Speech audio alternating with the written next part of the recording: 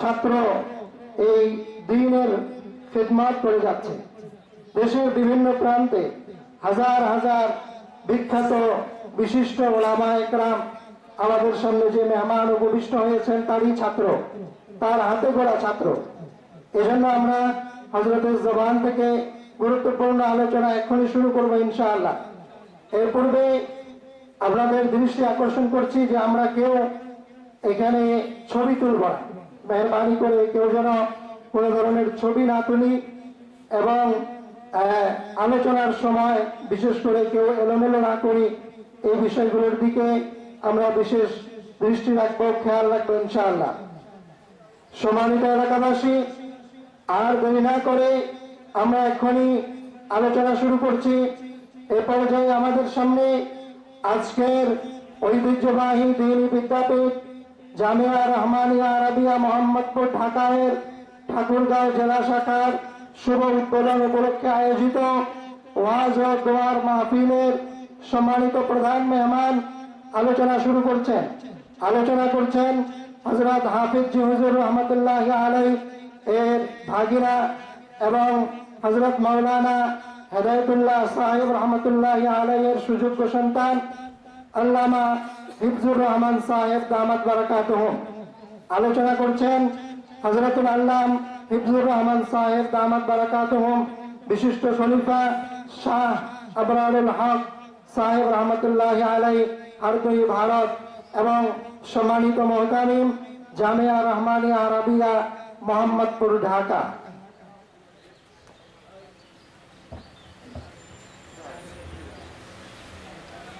السلام عليكم ورحمة الله وبركاته.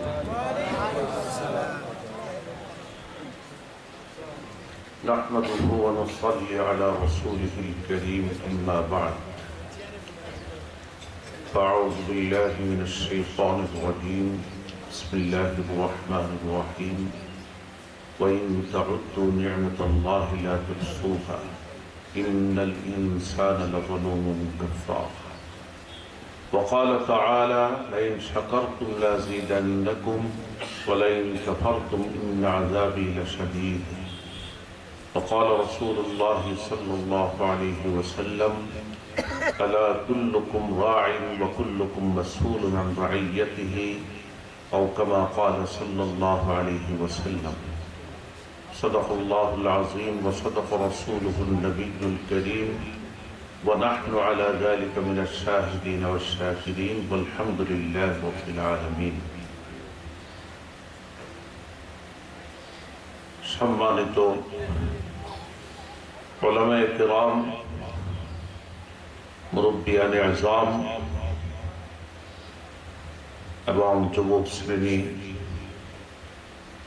মাদ্রাসার তালিবে ইলম, সম্মানিত তালিবে ইলমগণ, মহান রব্বুল আলামিনের লাখ কোটি শুকরিয়া যিনি আমাদেরকে মুবারক মাহফিলে একত্রিত হয়ে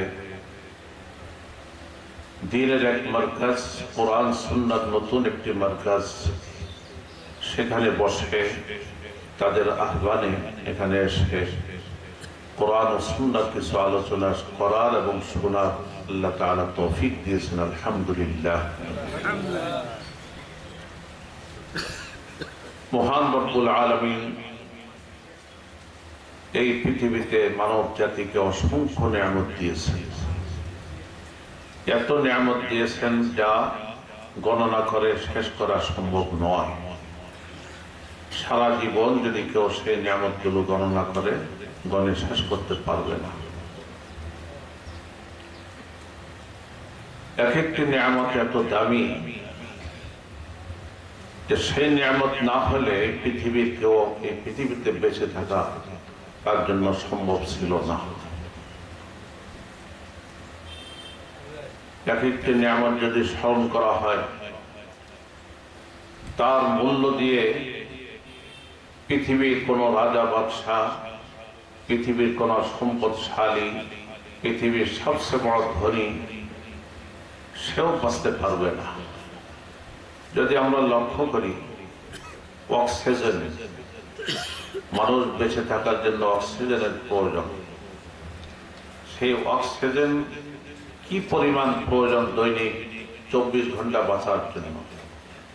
বিজ্ঞানীদের রিসার্চ অনুসারে দেখা যাচ্ছে একটা মানুষ 24 ঘন্টা ব্যস্ত হলে, 24 ঘন্টা বেঁচে থাকতে হলে দৈনিক 14,000 গ্যালন অক্সিজেনের প্রয়োজন। 14,000 গ্যালন অক্সিজেনের প্রয়োজন।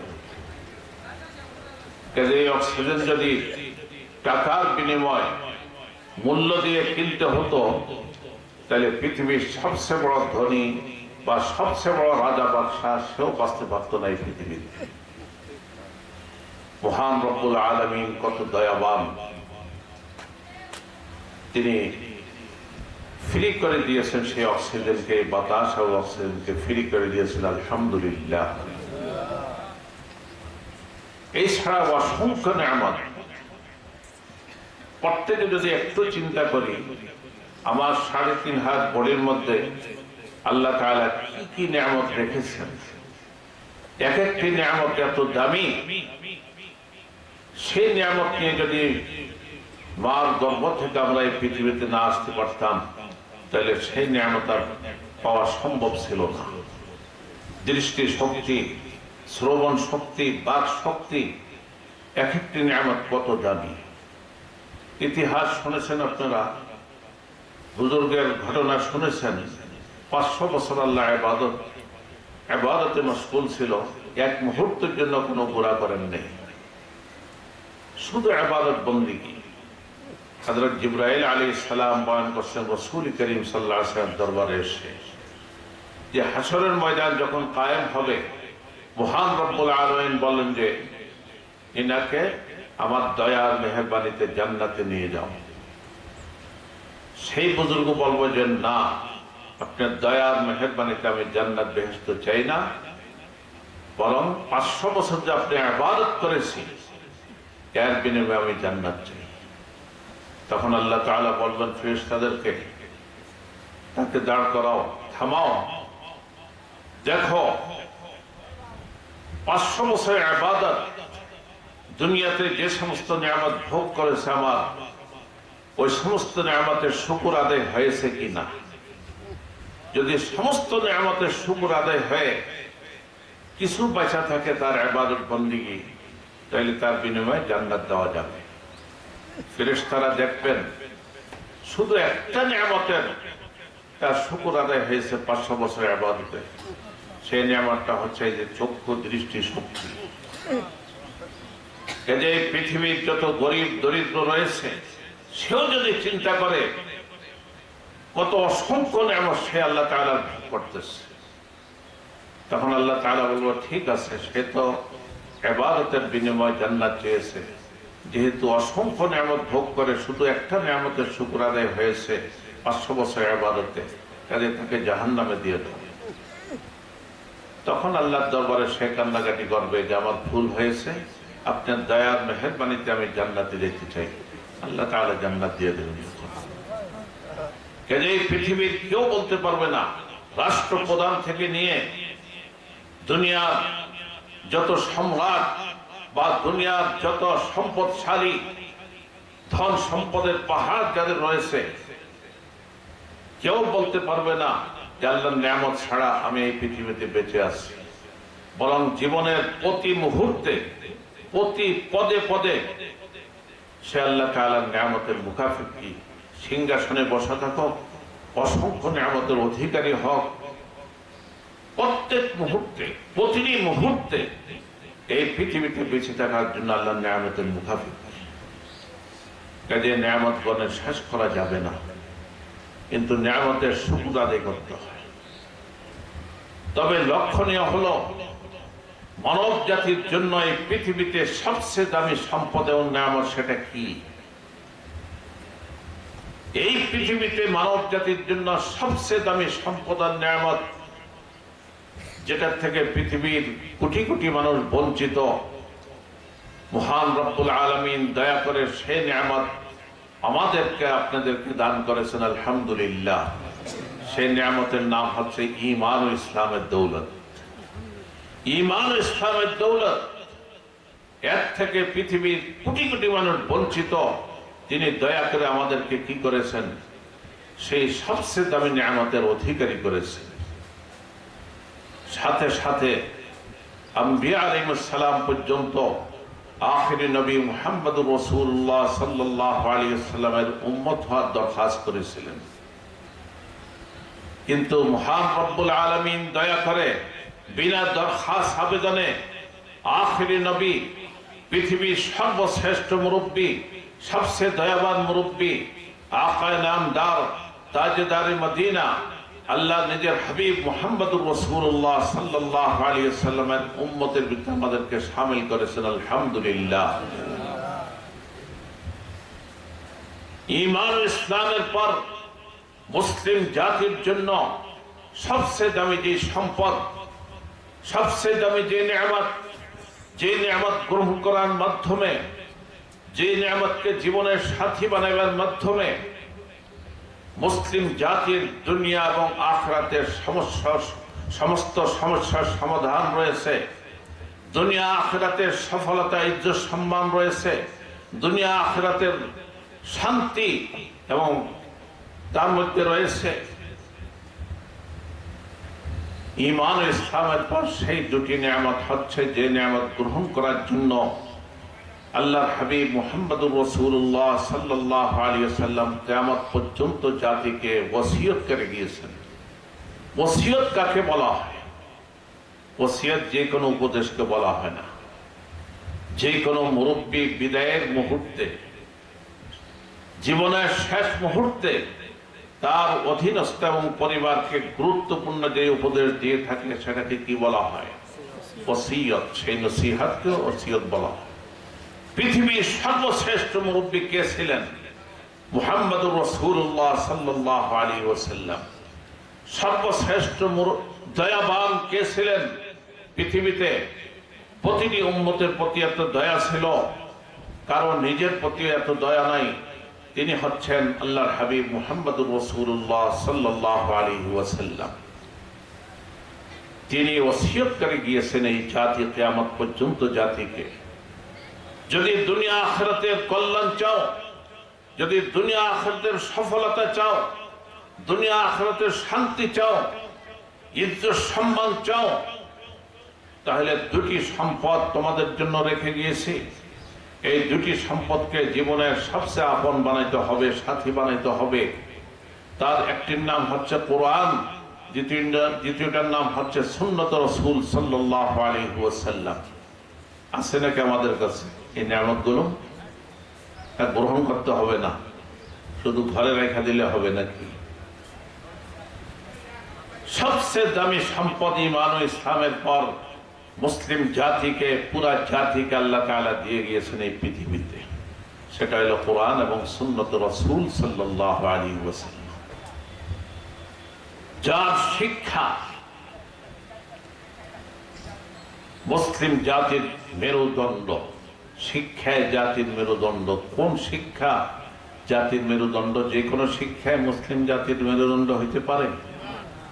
জাতির মেরুদণ্ড হচ্ছে ওই শিক্ষা, যে শিক্ষার উৎস মহান রব্বুল আলামিন, যে শিক্ষা লৌহে মাহফুজ থেকে এসেছে, যে শিক্ষা সাইয়্যিদুল মালায়েকা হযরত জিবরাইল আলাইহিস সালামের মাধ্যমে এই পৃথিবীতে উভয় জাহানের সরদার আল্লাহর হাবিব মুহাম্মদুর রাসূলুল্লাহ সাল্লাল্লাহু আলাইহি ওয়াসাল্লামের নিকটে এসেছে, সেই শিক্ষা হচ্ছে মুসলিম জাতির, মানব জাতির মেরুদণ্ড।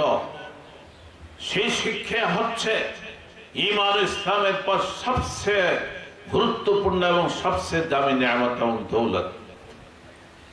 যে শিক্ষার উপর নির্ভর করে মুসলিম জাতির দুনিয়া এবং আখিরাত এবং চিরস্থায়ী জীবনের শান্তি, ইজ্জত, সম্মান এবং সফলতা।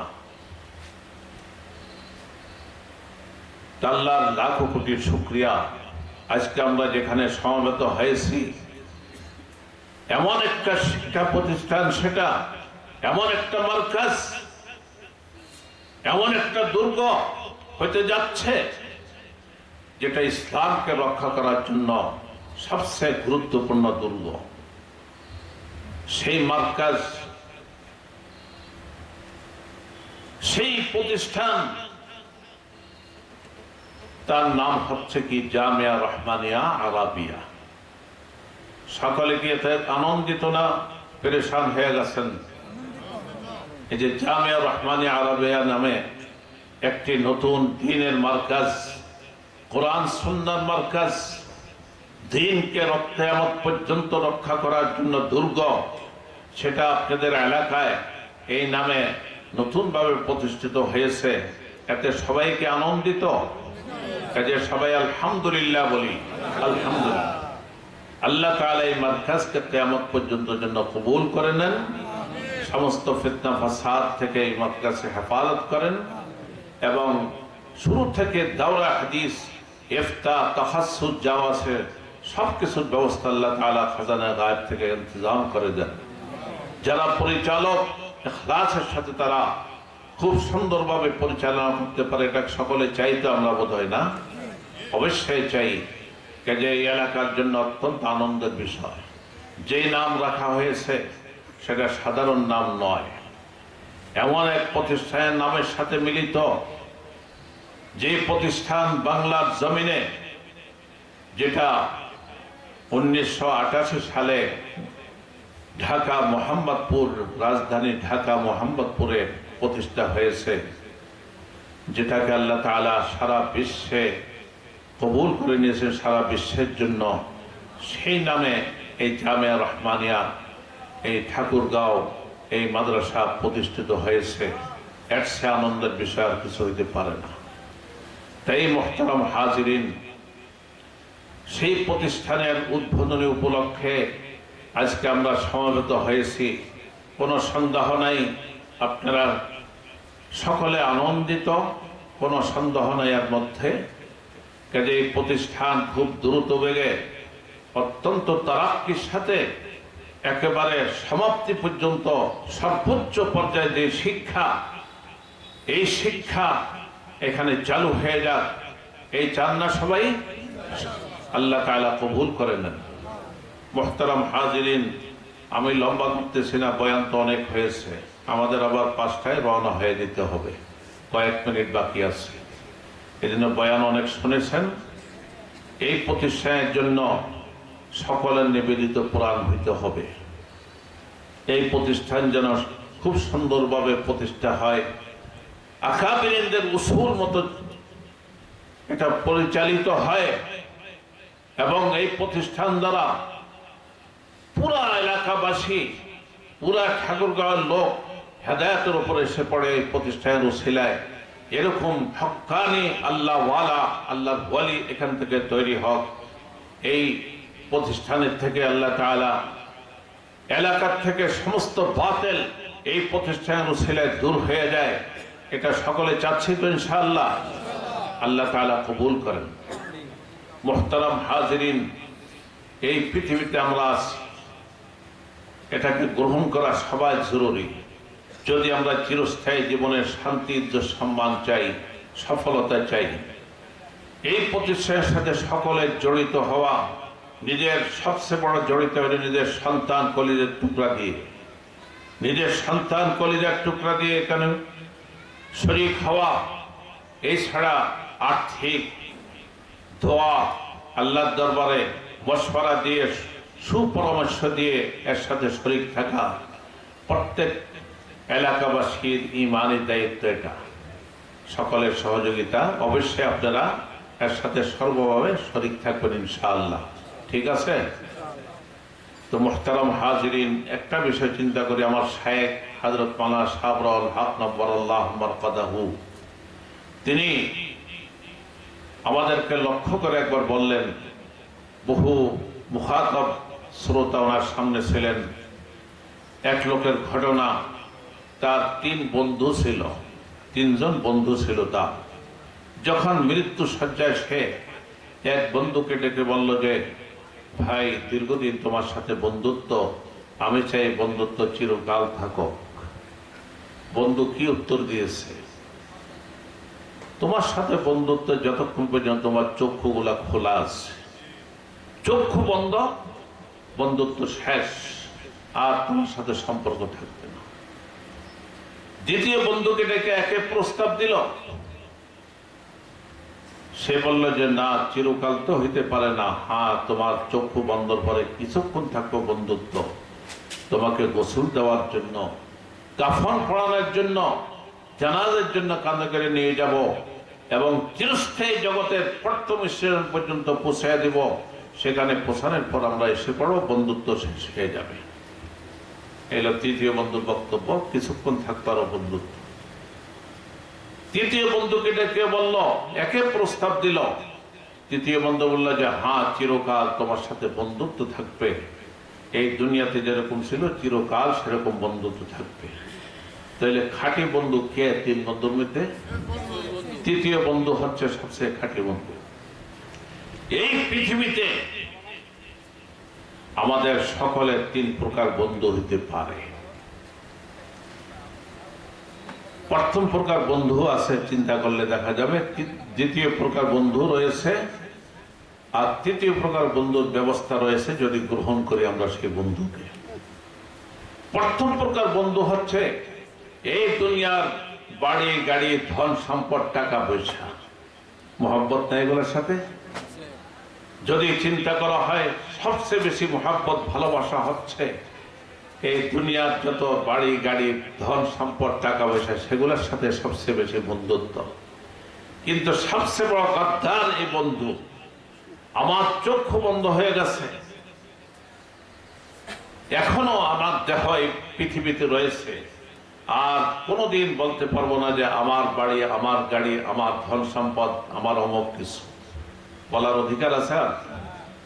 তাহলে এই বন্ধু, এর সাথে আমাদের সবচেয়ে বেশি সম্পর্ক, কিন্তু এই বন্ধু হচ্ছে সবচেয়ে গাদ্দার বন্ধু, আমাদের থেকে বিচ্ছেদ হয়ে যাচ্ছে সবচেয়ে আগে। দ্বিতীয় প্রকার বন্ধু হচ্ছে যারা বাধা হয়ে থাকে এই পৃথিবীতে, তৃতীয় প্রকার বন্ধুকে গ্রহণ করার ব্যাপারে বাধা হয়ে থাকে। তারা হচ্ছে আত্মীয় স্বজন, বন্ধু বান্ধব। তাদের সাথে সম্পর্ক কত সময়, চিরস্থায়ী জগতের প্রথম সেখানে পৌঁছানো পর্যন্ত এই বন্ধুর সাথে সম্পর্ক। তারপরে যতই প্রয়োজন হোক, এক মুহূর্তের জন্য যে আধা ঘন্টা 1 ঘন্টা তার সাথে আমি থাকি, সেই আখিরাতের প্রথম স্টেশনে অর্থাৎ কবরে থাকবে গো। এলো দ্বিতীয় প্রকার বন্ধু।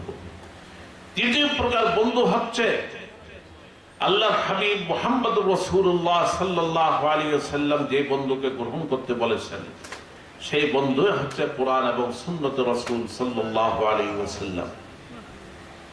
যে কেউ কোরআন এবং সুন্নত রাসূলের সাথে বন্ধুত্ব করবে, কোরআন সুন্নাহকে জীবনের সাথী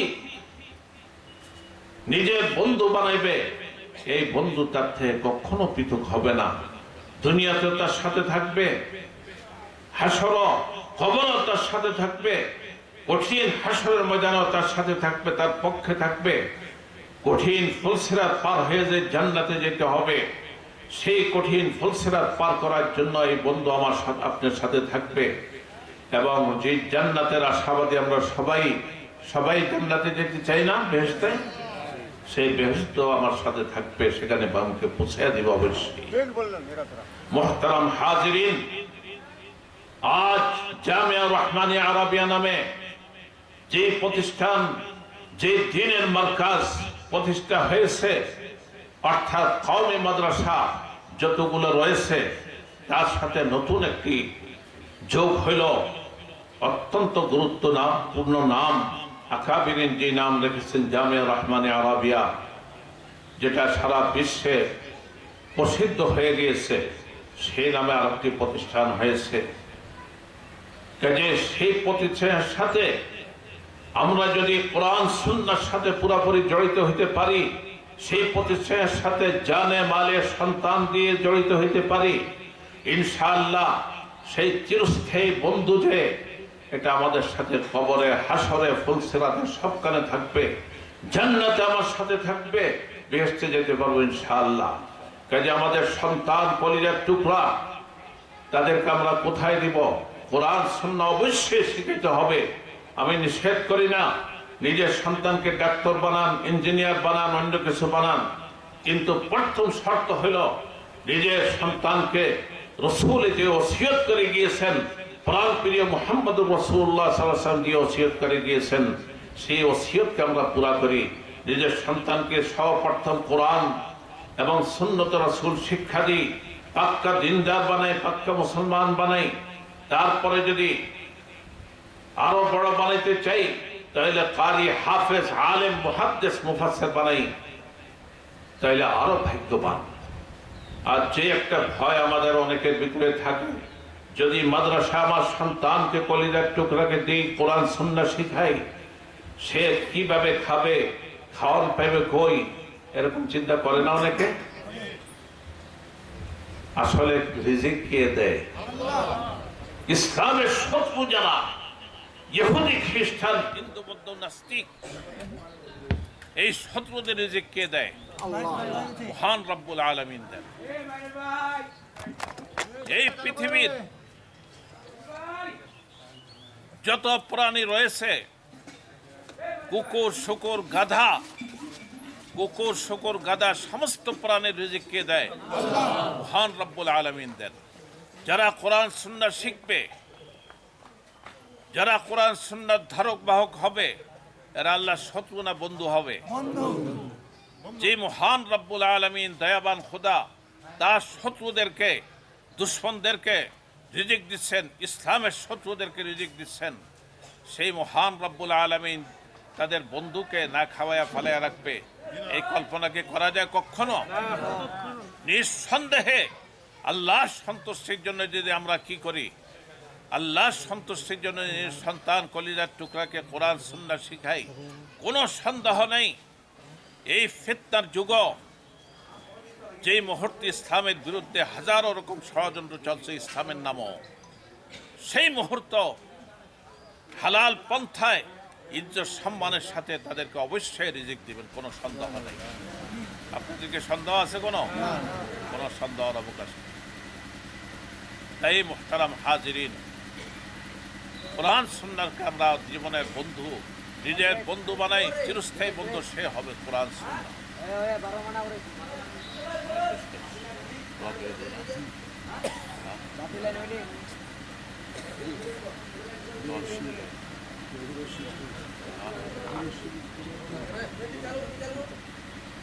তাই মুহতারাম হাজিরিন, নতুন একটি প্রতিষ্ঠান হয়েছে, অত্যন্ত আনন্দের বিষয়, জামিয়া রহমানিয়া আরাবিয়া নামে। আল্লাহ তাআলা এই প্রতিষ্ঠানকে কিয়ামত পর্যন্ত জন্য কবুল করে নেন। এই প্রতিষ্ঠানের জন্য যত কিছু প্রয়োজন সব সামানের ব্যবস্থা আল্লাহ তাআলা তার অসীম খাজানার থেকে ব্যবস্থা করে দেন। নিজের সন্তান কলিজার টুকরাকে কোরআন সুন্নাহ শিক্ষা দিই, কোরআনের কারি, হাফেজ এবং আলেম বানাই। আলেম শুধু হক্কানি আলেম বানাইতে হবে, দুনিয়ার স্বার্থে নয়, হক্কানি এবং রব্বানি আল্লাহ ওয়ালা আলেম বানাইবার নিয়ত করি। ইনশাআল্লাহ দুনিয়াতে ইজ্জত সম্মানের সাথে আল্লাহ তাআলা প্রত্যেকের সন্তানকে, সাথে সাথে আমাকে, আপনাকে, অর্থাৎ যারা মাতা পিতা, তাদেরকে নিয়ে সে ফুলসিরাত পার হয়ে জান্নাত পর্যন্ত পৌঁছবে ইনশাআল্লাহ। আল্লাহ তাআলা এই জামিয়াকে কবুল করেন। এখন সকলে দুরূদ শরীফ পড়েন। আল্লাহুম্মা সাল্লি আলা মুহাম্মাদিন নবী ওয়া আলা আলিহি ওয়া সাল্লাম তাসলিমা। আল্লাহুম্মা সাল্লি আলা মুহাম্মাদিন নবী ওয়া আলা আলিহি ওয়া সাল্লাম। আলহামদুলিল্লাহি রাব্বিল আলামিন ওয়াস সালাতু ওয়াস সালামু আলা সাইয়্যিদিল মুরসালিন ওয়া আলা আলিহি ওয়া সাহবিহি আজমাইন। ইয়া রাব্বাল আলামিন, ইয়া আরহামার রাহিমিন, ইয়া আল্লাহ, জামিয়া রহমানিয়া আরাবিয়া নামে ঠাকুরগাঁও সেই নতুন প্রতিষ্ঠান, সেখানে আমরা সমবেত হয়েছি, তোমার বান্দারা এখানে উপস্থিত হয়েছে, বহু মহিলারা পর্দার আড়ালে সেখানে জমা হয়েছে। ইয়া আল্লাহ, দয়া করে এই প্রতিষ্ঠান, এই জামিয়া রহমানিয়াকে তুমি কিয়ামত পর্যন্ত জন্য কবুল করে নাও ইয়া রাব্বুল আলামিন। এই জামিয়ার জন্য যত সামান, যত সম্বলের প্রয়োজন তোমার খাজানায় গায়েব থেকে আসানির সাথে সব ইন্তজাম করে দেও ইয়া রাব্বুল আলামিন। যারা শরীক হয়েছে, আমরা তোমার দরবারে হাত উঠাইছি, আমাদের সকলকে তোমার দ্বীনের জন্য কবুল করে নাও ইয়া আল্লাহ। এই দ্বীনের মারকাজগুলোর জন্য কবুল করে নাও। আমাদের অন্তরের মুহাব্বত, ভালোবাসা এই সমস্ত দ্বীনি মারকাজের সাথে করে দাও ইয়া রাব্বুল আলামিন। ইয়া আল্লাহ, আমাদের সকলের সন্তানকে কোরআন সুন্নাত ধারক বাহক বানাইবার তৌফিক দান করো। নাতি পুতিকে কোরআন সুন্নাত ধারক বাহক বানাইবার তৌফিক দান করো। ইয়া রাব্বাল আলামিন, ইয়া আরহামার রাহিমিন, যারা যিনি এই প্রতিষ্ঠানের জন্য জায়গা দিয়েছে, ইয়া আল্লাহ তিনাকে তুমি কবুল করে নাও, তিনার এই জায়গাকে প্রতিষ্ঠানের জন্য কিয়ামত পর্যন্ত জন্য কবুল করে নাও এবং ওনার জন্য সাদকা জারিয়ার ব্যবস্থা করো। এবং যত লোক টাকা দিয়ে, দোয়া দিয়ে, মশওয়ারা দিয়ে এই জামিয়ার সাথে শরীক হয়েছে, ইয়া আল্লাহ সকলের সমস্ত নেক হাজাত পুরা করে দাও, সকলের নেক মাকসাদ পুরা করে দাও। জীবনের শেষ মুহূর্ত পর্যন্ত এই জামিয়ার সাথে দিনের মনের প্রাণে এর সাথে শরীক থাকার তৌফিক দান করো। ইয়া আল্লাহ যাদেরকে আর্থিক তৌফিক দিয়েছো, ইয়া আল্লাহ তাদের সাদকা জারিয়া হিসাবে এই জামিয়ার জন্য খরচ করার তৌফিক দান করো রব্বুল আলামিন। এই জামিয়ার কমিটিকে, পরিচালক যারা, সকলকে তুমি কবুল করে নাও। এই জামিয়ার উসিলায় পুরা এলাকাবাসীকে দ্বীনের খাদেম হিসাবে কবুল করে নাও ইয়া রব্বুল আলামিন। ইয়া আল্লাহ যে সমস্ত তোমার বান্দারা এখানে উপস্থিত হয়েছে, তোমার অনেক বান্দিরা উপস্থিত হয়েছে পর্দার আড়ালে, ইয়া আল্লাহ সকলের সমস্ত নেক মাকসাদ পুরা করে দাও। এই এলাকাকে ফিতনা ফাসাদ থেকে হেফাজত করো, এই জামিয়াকে সব রকম ফিতনা ফাসাদ ষড়যন্ত্র থেকে হেফাজত করো ইয়া রাব্বুল আলামিন। ইয়া আল্লাহ সকলকে জামিয়ার সাথে শরীক থাকার তৌফিক দান করো। নিজের সন্তান দিয়ে, মাল দিয়ে, জান দিয়ে, মশওয়ারা দিয়ে, সুমশওয়ারা দিয়ে, ইয়া আল্লাহ এই জামিয়ার উসিলায় ইয়া আল্লাহ আমাদের সকলকে ইয়া আল্লাহ তোমার খাস বান্দাদের ভিতরে শামিল করে নাও ইয়া রাব্বুল আলামিন। ইয়া আল্লাহ, ইয়া আল্লাহ যার যত সমস্যা, সব সমস্যার সমাধান করে দাও ইয়া রাব্বুল আলামিন।